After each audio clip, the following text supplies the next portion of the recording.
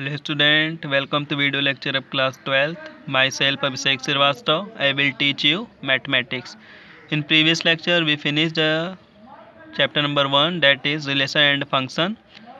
Today we start a new chapter, inverse trigonometry function, which is your chapter number 2, and this is your first lecture in this chapter.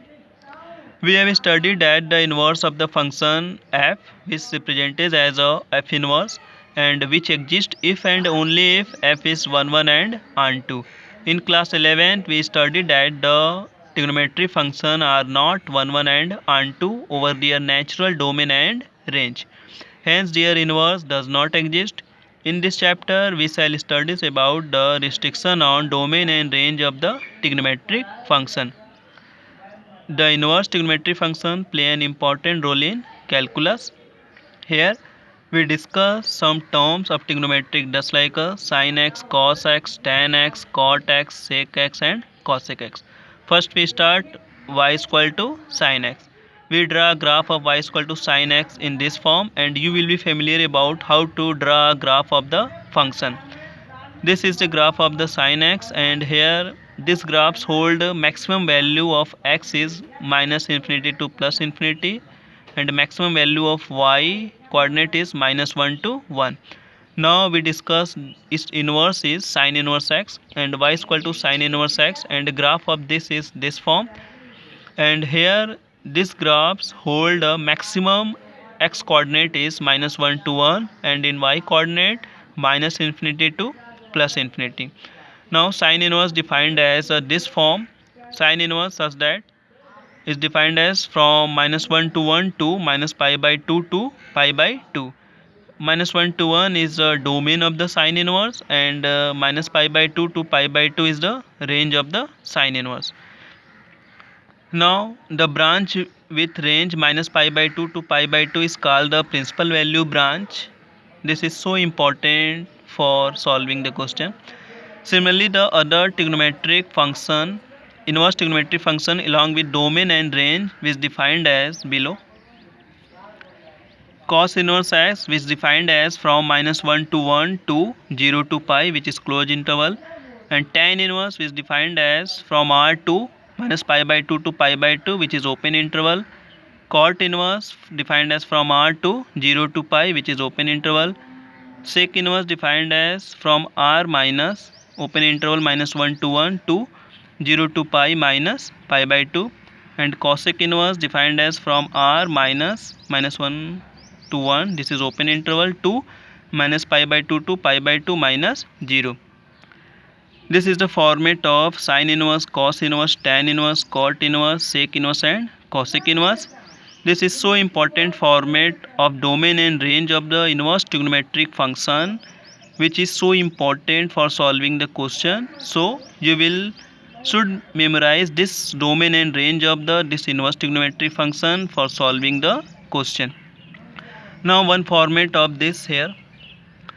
The value of an inverse trigonometric function which lie in the range of the principal branch is called principal value.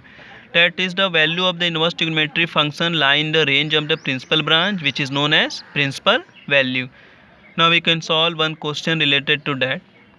Find the principal value of sin inverse 1 upon root 2. For solving this principal value of sin inverse 1 upon root 2, we should assume this value to a y. Now sin inverse 1 upon root 2 is equal to y, which gives sin y is equal to 1 upon root 2. And 1 upon root 2 is which degree sine hold, that is sine 45. Sin y is equal to 1 upon root 2 is equal to sine pi by 4. We know that the range of the sine inverse is minus pi by 2 to pi by 2, and pi by 4 belong to this range, so value of y is pi by 4.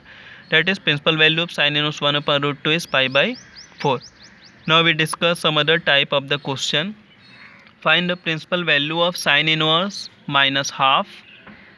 In this question there are minus involved, so solving this, first of all we assume this into y, sin inverse minus half equal to y, which gives sin y is equal to minus half, and this can be written as, ignoring the sign of minus, 1 upon 2, which degree sine hold, that is sine 30. Sin y is equal to minus sine pi by 6. which can also be written as sin y is equal to sin minus pi by 6, because we know that sin of minus theta is equal to minus sin theta. On behalf of this we written as this, and we know that the range of the sine inverse is minus pi by 2 to pi by 2, and this minus pi by 6 belong to this range, so y is equal to minus pi by 6. That is the principal value of this is minus pi by 6. This question can also be solved by second type is here.